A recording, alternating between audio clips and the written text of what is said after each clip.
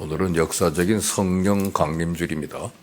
성령이 오신 날, 이 기쁜 소식을 온 세상에 전하자. 그러죠?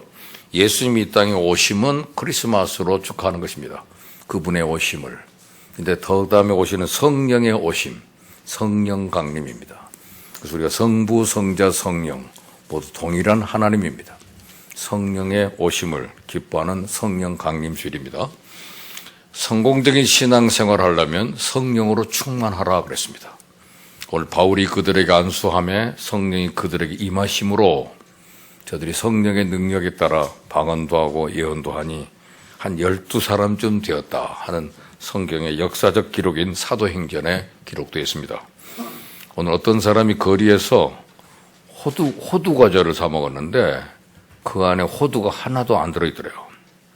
그래서 그것도 따졌답니다. 호두과자 장사가 미안합니다. 하다 보니까 빠졌어요. 그렇게 되면 용서를 하겠는데 아니 붕어빵에 붕어 들어있는 거 봤어? 그러더래요. 그래서 아무 말도 못했답니다. 여러분 붕어빵 속에 붕어가 없어도 붕어빵이라고 부르고 국화빵 속에 국화가 없어도 국화빵이라고 부르고 호두과자 속에 호두가 없어도 호두과자라고 부릅니다. 그럼 가짜란 얘기잖아요 사실은. 로마서 8장 9절에 성경에는 누구든지 그리스도의 영, 성령이 없는 사람은 그리스도의 사람이 아니다 그랬습니다. 즉 예수 그리스도의 영인 성령이 없는 사람은 진정한 크리스찬이 아닙니다. 오늘 사도행전 오늘 19장에서 그 사도 바울이 에베소 교인들에게 아주 놀라운 질문을 했습니다. 너희가 믿을 때 성령을 받았느냐? 그랬더니 모두들이 나름 신앙생활을 열심히 한다는 에베소 교인들이 우린 성령이 계심을 듣지도 못하였노라 그랬습니다. 여러분은 예수님을 믿을 때 성령 받은 크리스찬입니까? 성령 강림주일을 맞아서 우리가 성령은 누군지, 성령이 하시는 일이 무엇인지, 그리고 왜 우리가 성령을 충만하고 성령을 사모해야 되는지를 좀 살펴보려고 합니다. 먼저 여러분이 성령을 바로 아는 것이 중요합니다. 성령은 누굽니까?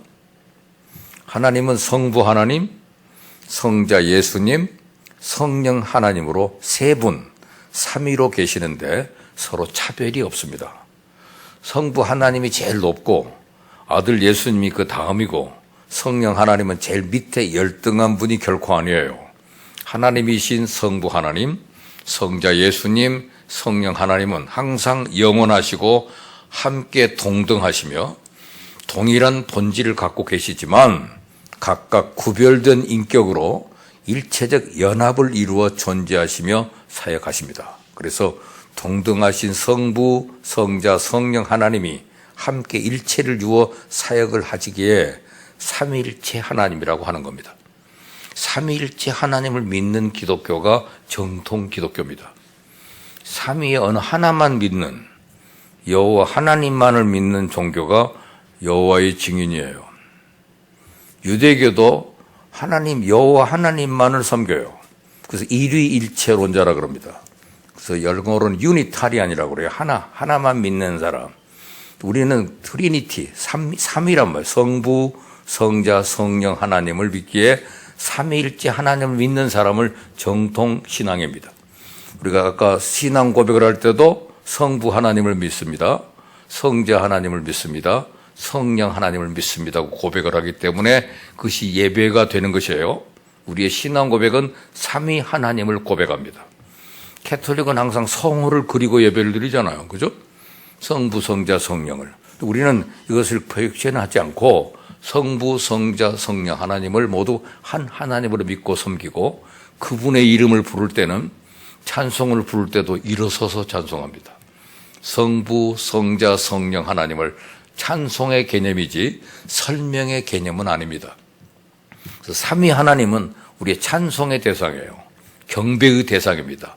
그 하나님을 우리가 섬기는 것이기 때문에 삼위일체 하나님은 늘 함께 사역하지만 그 사역을 또 굳이 구분을 하자면 성부 하나님은 주로 창조 사역을 하셨고 성자 예수님은 구속 사역을 하셨고 그러면 성령 하나님은 죄인을 하나님의 자녀로 거듭나게 하셨습니다. 그것이 각각 역할의 차이예요. 우리가 건축을 하는 사람들에게 쉽게 이해가 됩니다. 설계한 사람이 있고 시공한 사람이 있고 감리하는 사람이 있습니다. 근데 모두 함께 건축을 하는데 동원되는 거예요. 그래서 그 사람이 설계하시고 또 시공을 하시고 그다음에 감리하시는 동시에 이루어지는 사건입니다. 그래서 우리가 성부 하나님은 그렇게 하심으로 우리의 찬송을 받으시고 성자 예수님 우리를 구속하시고 찬송을 받으시고 성령 하나님은 그렇게 하심으로 우리의 찬양을 받으시기에 성부 하나님, 성자 하나님, 성령 하나님 모두가 우리의 찬송의 대상이기 때문에 찬송, 성부, 성자, 성령 이렇게 삼위의 하나님은 찬송의 하나님입니다. 근데 거기서 가장 중요한 것은 마지막에 거듭나게 하는 중생의 삶, 사람을 변화시키는 거듭난 사람이 되게 하는 그 일은 성령의 결정적인 사역입니다. 저 사람이 예수를 믿고 난 다음에 사람이 바뀌었네. 그 변화는 성령이 하시는 거예요. 그래서 여러분은 하나님의 자녀로 거듭나셨습니까? 진정 거듭났다면 그것을 어떻게 우리가 알 수 있습니까? 여전히 육체를 가지고 또 죄를 지으며 늘 살고 있는데 우리가 거듭났다는 걸 어떻게 할 수 있을까요? 그 증거를 오늘 제시하려고 합니다. 여러분은 하나님을 아버지라고 부르십니까? 대답해 보세요. 여러분 하나님을 아버지라고 부르세요? 그렇다면 여러분은 거듭난 사람들입니다. 왜냐하면 아들이니까 당연히 하나님을 아버지라고 부르는 겁니다. 어떤 하나님은 아버지의 아들의 영이 있어야만 우리가 하나님을 아버지라고 부르는 거예요. 여러분도 화난다고 하나님 아저씨 그러지 마세요. 하나님은 아버지란 말이에요. 갈라디아서 4장 6절에 너희가 아들임으로 하나님이 그 아들의 영을 우리 마음 가운데 보내사 아빠 아버지라고 부르게 하셨느니라 그랬어요. 그냥 아버지도 아니고 아빠라 부를 수 있는 그런 영을 우리에게 주셨습니다. 그래서 여러분이 하나님을 살아계신 하나님만이 아니라 내 아버지로 믿어져서 하나님 아버지라고 부르는 자라면 성령으로 거듭 태어난 줄 믿으시기 바랍니다. 그래서 그러니까 하나님 아버지, 우리가 신앙 고백할 때 나는 전능하신 아버지 하나님, 천지의 창조주를 믿습니다. 그럴 때 성부 하나님을 아버지라고 부른단 말이에요. 두 번째 질문입니다. 여러분은 십자가에서 죽으시고 부활하신 예수님을 나의 주로 믿으십니까? 예? 그렇다면 성령으로 거듭났습니다. 고린도전서 12장 3절에 또 성령으로 아니하고는 누구든지 예수를 주라 할 자가 없다. 예수님이 나를 위해 죽으시고 부활하셨음을 믿습니까? 그렇다면 그 예수님이 나의 구원자요 나의 주됨을 믿으십니까? 그런데 누가 예수님을 믿는 그 믿음을 주었을까요? 내가 예수님을 믿은 게 아니고 성령님이 우리에게 예수님을 믿는 믿음을 선물로 주셨기 때문에 우리가 거듭나서 예수님을 주로 믿게 된 줄 깨달으시기 바랍니다. 그리고 세 번째는 여러분 주일이 되면 무슨 일이도 발걸음이 교회로 향하십니까? 그렇다면 성령으로 거듭났습니다. 왜냐하면 우리가 성령으로 거듭난 하나님의 자녀이기 때문에 주일이면 아버지 집인 교회를 찾는 것은 당연한 것이고 그래서 나를 신앙인으로 낳은 어머니 같은 교회에 와야 마음이 평안하게 되는 겁니다. 오늘 교회로 오는 발걸음도 내가 온 것 같지만 그렇지 않아요. 성령님이 내 발걸음을 인도해 주신 줄을 깨닫기 바랍니다. 여러분 제가 제 아들한테 물어봅니다. 네가 내 아들 맞아? 그걸 네가 어떻게 알아? 네가 태어날 때 엄마 뱃속에 태어난 걸 어떻게 알아? 그러면 그 아들이 뭐라고 대답하겠습니까? 아빠 당연히 제가 그건 안 봤지만은 그래도 아빠잖아요. 제가 아들 맞잖아요. 이게 확신을 가지고 말해야 진짜 아들입니다. 우리가 성령으로 거듭난 걸 어떻게 알 수 있을까요? 우리가 하나님의 자녀로 거듭난 것을 의식할 수는 없지만 성령님께서 우리를 하나님의 자녀로 거듭나게 하셨기 때문에 천지를 창조하신 하나님을 보고 아버지 하나님이라고 부를 수 있고 또 나를 위해 죽으시고 부활하신 예수님을 주로 믿어지는 것입니다. 따라서 오늘 에베소 교회를 향하여 바울이 질문하지 너희가 믿을 때 예수 믿을 때 성령을 받았느냐 하는 질문이 나온다면 여러분들은 뭐라고 대답하겠습니까? 예, 나는 성령을 확실히 받았습니다. 내가 성령을 받았기에 하나님을 아버지라고 부르고 예수님을 주로 믿고 늘 교회에 나와 예배하고 말씀 듣고 기도하는 것이 즐겁고 행복하기 때문입니다. 이렇게 말한다면 100점 만점입니다. 대답 잘한 거예요. 다 기억 못해도 괜찮아요. 하나님을 아버지라고 부를 수 있으니까 내가 성령 받은 거죠. 그렇게 말하면 됩니다. 우린 거기서 글쎄요, 나 성령에 대해서 들어본 적도 없는데요. 그렇게 말하시면 안 돼요. 예, 나는 성령을 확실히 받았습니다. 내가 성령 받았으니까 하나님을 아버지라고 부르고 예수님을 주로 믿고 늘 교회에 나와 예배하고 말씀 듣고 기도하는 게 즐겁고 행복해요.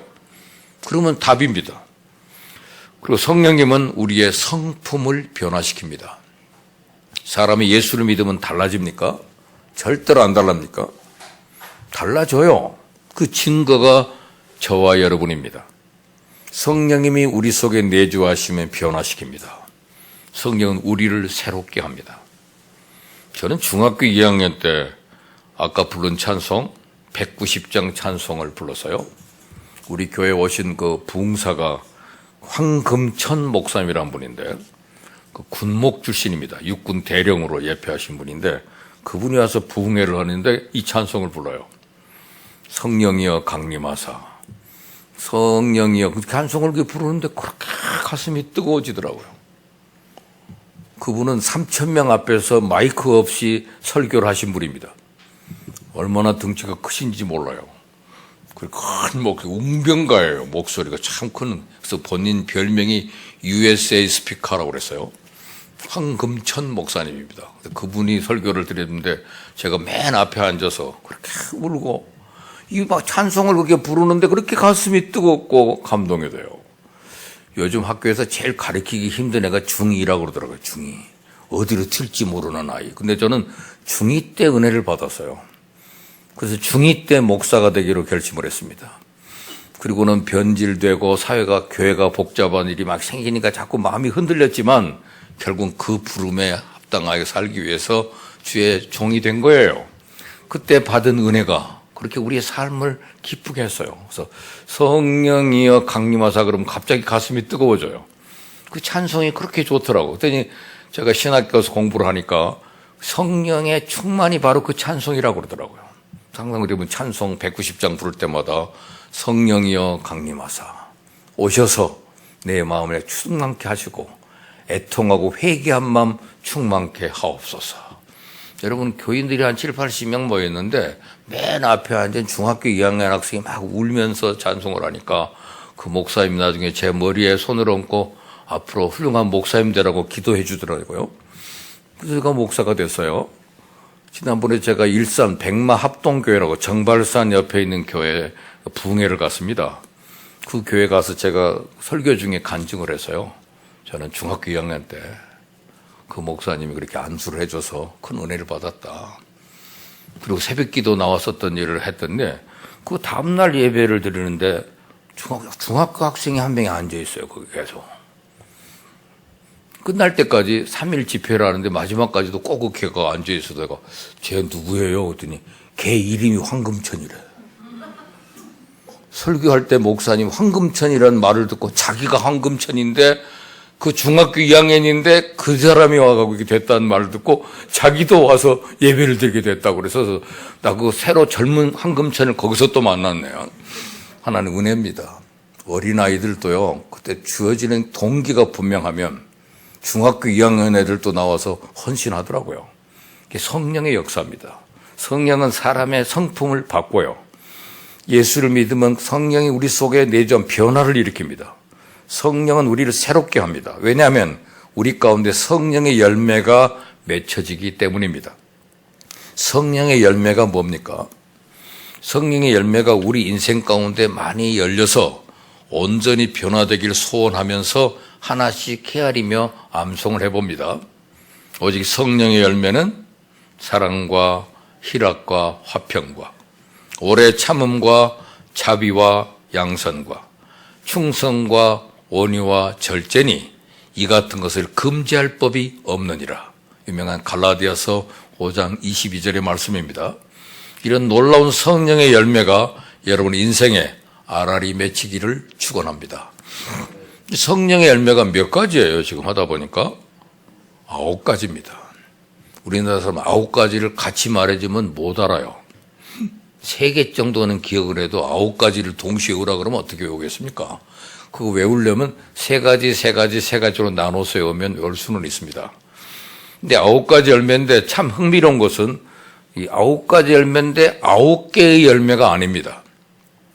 성령의 열매는 단수예요. 복수가 아닙니다. 하나의 열매입니다. 그래서 누구는 사랑의 열매만 맺고 누구는 희락의 열매를 맺는 것이 아니고 나는 사랑의 열매는 있는데 절제의 열매는 없어라고 말하는 것은 옳지 않습니다. 성령의 열매는 우리가 5가지만 나는 열매가 뭐죠? 오미자라는 게 있습니다. 오미자는 단맛, 신맛, 쓴맛, 짠맛, 매운맛 이렇게 5가지 맛이 나서 오미자라 그러잖아요. 마찬가지로 성령의 열매를 맺는 사람은 9가지 인격의 맛이 나는 겁니다.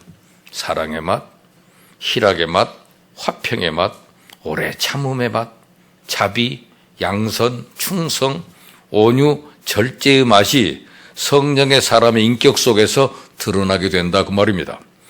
사과나무에는 사과가, 감나무에는 감이 열리듯이 예수 믿는 성령의 사람은 아름답고 조화로운 9가지 인격적인 열매가 맺히는 겁니다.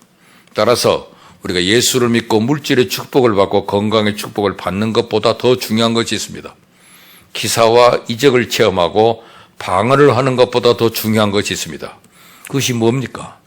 성령 충만함으로 성령의 열매를 맺어 예수님을 닮은 인격자가 되는 것임을 깨닫기를 축원합니다. 성령 충만함으로써 우리는 하나님의 말씀에 순종하게 되고 거짓을 말하기보다 성령님이 내주하심으로써 세상적인 욕심을 버리고 오직 예수님의 영광을 위해 살게 될 겁니다. 이렇게 삶을 살기 위해 우리에게 주어진 하나님의 은사와 열매. 은사는 모든 사람들에게 적어도 한 가지씩 다양하게 줬습니다. 그러나 열매는 오직 한 가지라고 그래서요. 그 열매는 곧 예수님을 닮아가는 삶입니다. 근데 이 열매를 우리가 3가지로 아까 나눈다 그랬죠. 그것을 첫째 3가지는 대신 열매, 대인 열매, 대아 열매라 그럽니다. 한문으로 표현해서 하나님과의 관계에서 맺는 열매, 인간과의 관계에서 맺는 열매, 이웃과의 관계와 그다음에 자신과 맺는 열매가 있어요. 여러분, 하나님과 이웃과 자신입니다. 남을 용서를 하는데 자기가 자기를 용서하지 못하면 불행해집니다. 나와의 관계도 중요하고 이웃과의 관계도 중요하고 하나님과의 관계가 중요한데, 그래서 9가지 열매 가운데 하나님과의 관계 속에서 맺을 열매들은 9가지 열매 중에서 가장 처음 3가지인 사랑과 희락과 화평입니다. 하나님께서는 죄와 허물로 죽을 우리를 그리스도와 함께 살리시는 거저 주시는 사랑을 주셨습니다. 이 사랑은 지금도 우리를 변화시키고 있으며 그 변화로 인해서 우리는 사랑을 전하게 됩니다. 우린 또한 우리 같은 죄인을 위해 하늘 보좌를 버리시고 피를 흘리신 예수님을 보고 기뻐하며 그 기쁨을 전해야 할 겁니다. 그리고 본래 하나님과 원수였던 우리인데도 예수님께서 십자가의 화목의 제물로 돌아가심으로 우리는 하나님 안에서 화평을 누리게 됐습니다. 그래서 하나님과의 관계에서 맺는 열매는 3가지 뭐요? 사랑과 희락과 화평입니다. 인간관계에서 맺을 열매는 무엇일까요? 사람과의 관계, 대인관계에서는 그 인간관계의 덕성이라도 할 수 있는 첫째가 오래 참음입니다. 여러분, 사람과의 관계의 첫 번째 열매는 인내예요. 오래 참는 겁니다. 사람을 참지 못하면 어떻게 삽니까? 참아야 됩니다. 고난을 기쁨으로 받아들이면서, 그래서 참으면 인내가 열매를 맺어요. 인내. 그리고 우리에게 친절하게 대해주는 예수님의 자비를 생각하며 우리도 다른 사람에게 자비롭게 대하면 자비의 열매입니다. 또 3번째는 양선이라는 말인데, 양선이 말은 관용이라는 말과 상통합니다. 자기에게 대해서는 한없이 자비로우면서 남에 대해서는 한치도 용서를 못하는 약한 세대에서 우리는 그 사람들을 좋게 대해주는 것, 이 양선이에요. 그래서 오래 참음과 자비와 양선, 이것은 인간관계에서 맺어져야 될 열매입니다. 그리고 내 자신에 대해서는 어떤 열매를 맺어야 됩니까? 충성입니다. 그 누가 뭐래도 나는 믿을 만한 사람이 되는 겁니다. 진실한 자가. 이 충성이라 말은 진실해요. 남에게는 당연하지만 자기 자신에 대해서도 거짓 증거하지 않고 오직 진실함으로 대한다는 거.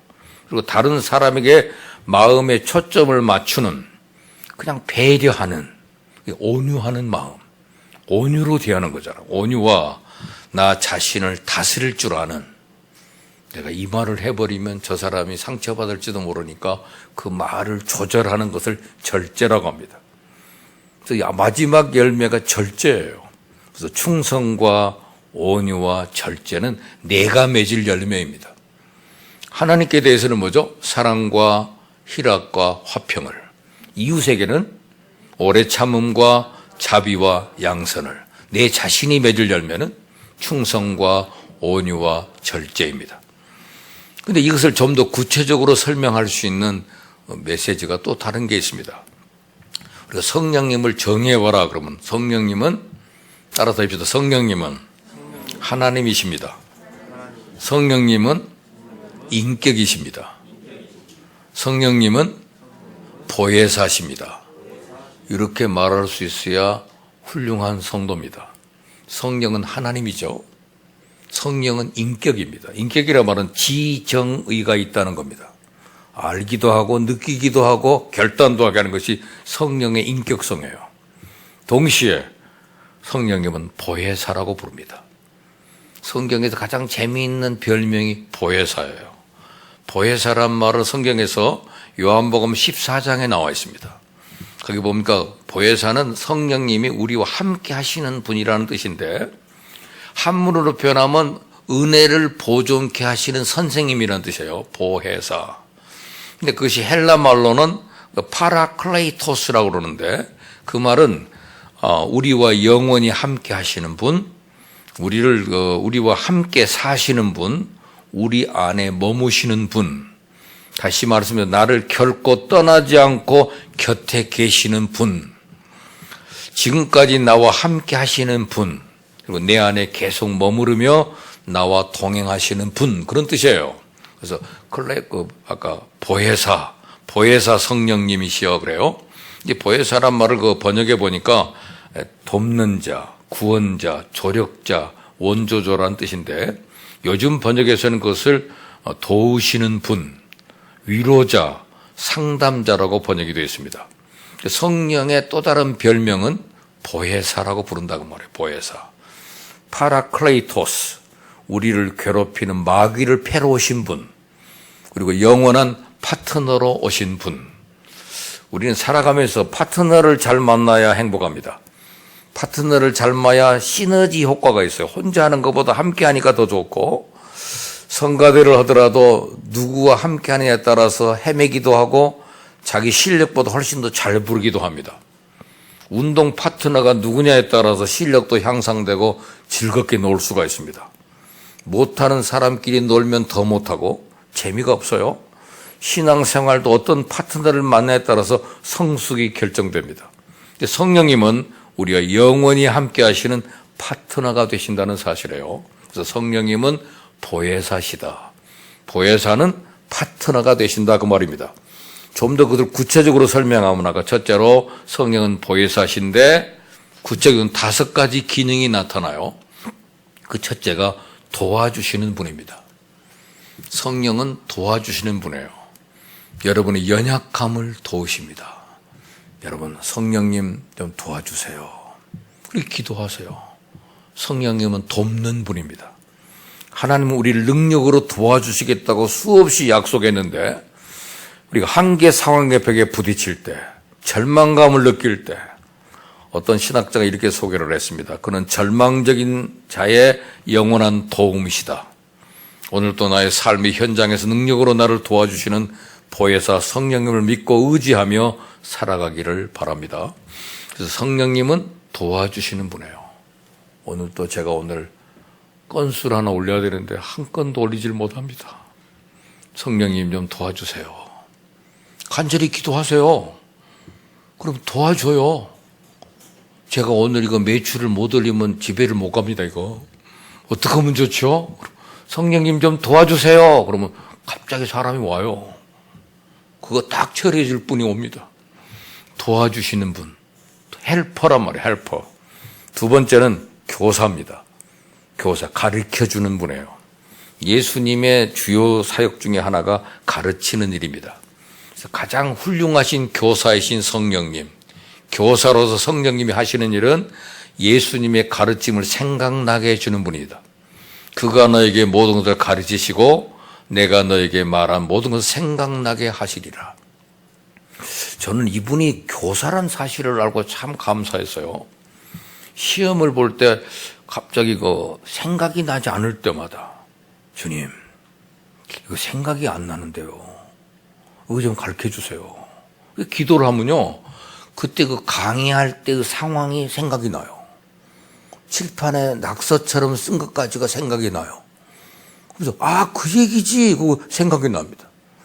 어떤 분을 지난번에 만나서 갑자기 목사님 오래간만에요. 근데 내가 그 사람이 누군지 모르겠어요. 그래서 저쪽으로 와서 주님 저 사람이 누구죠? 생각나게 해주세요.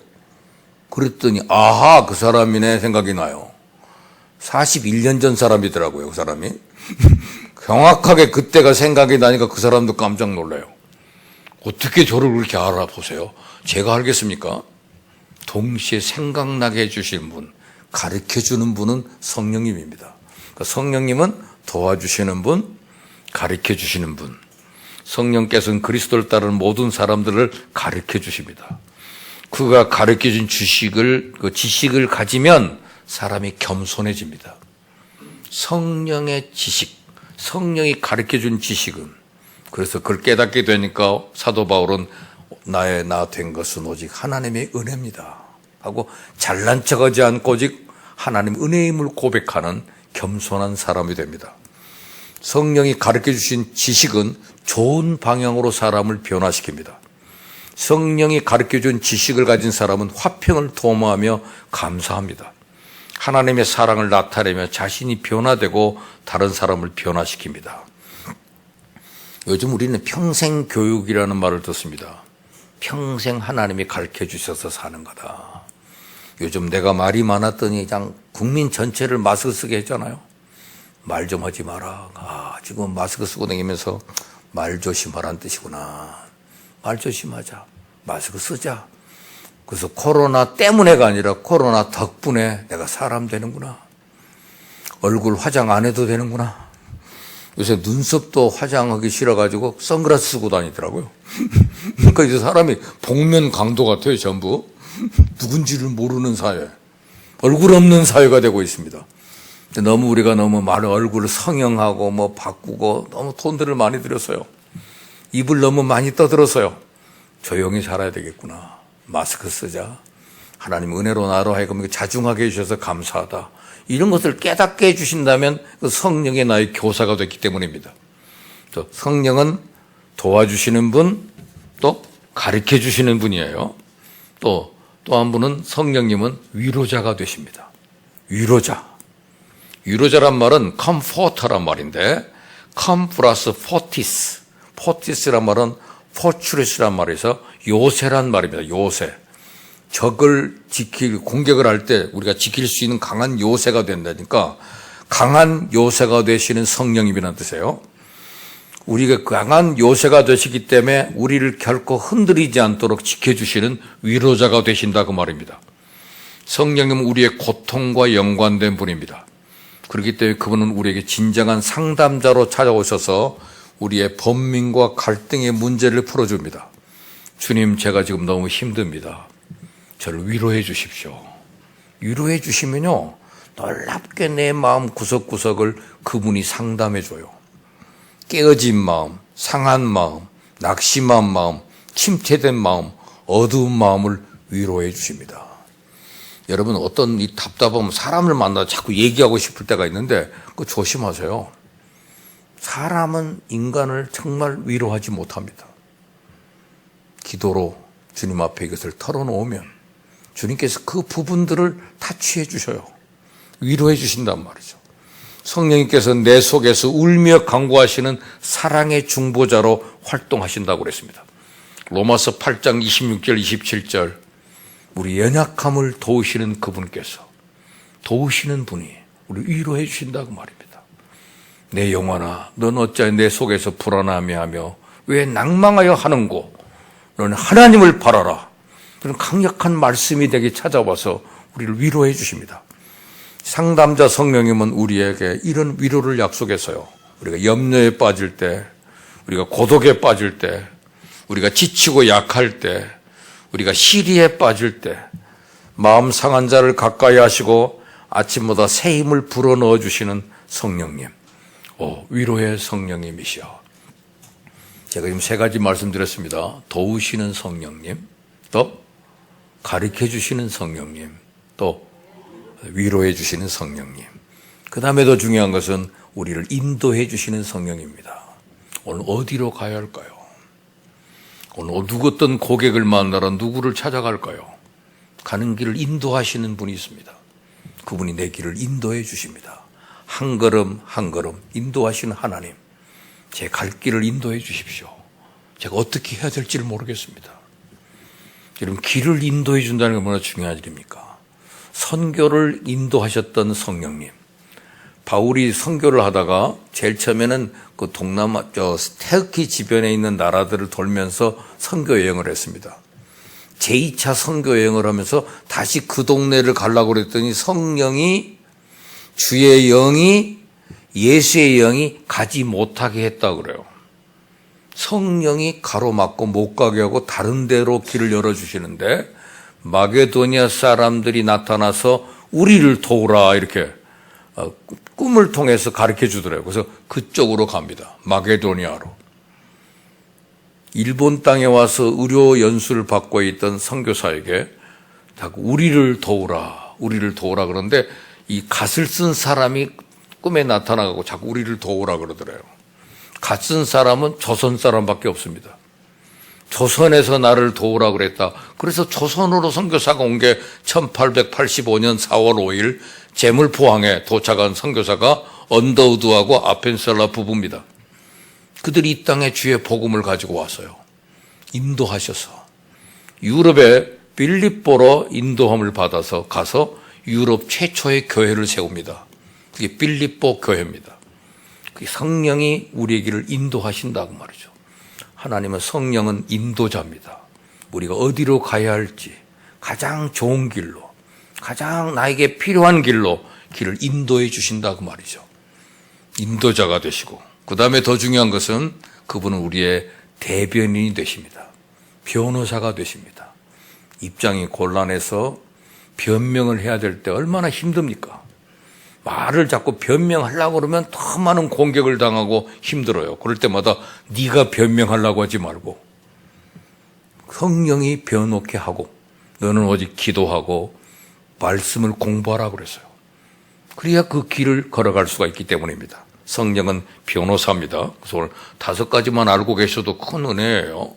나를 도우시는 분, 따라서 합시다. 도와주시고, 가르쳐 주시고, 위로해 주시고, 인도해 주시고, 대변해 주신다. 그분이 보혜사란 말이에요. 그래서 성령은 하나님이시며 인격이시며 보혜사입니다.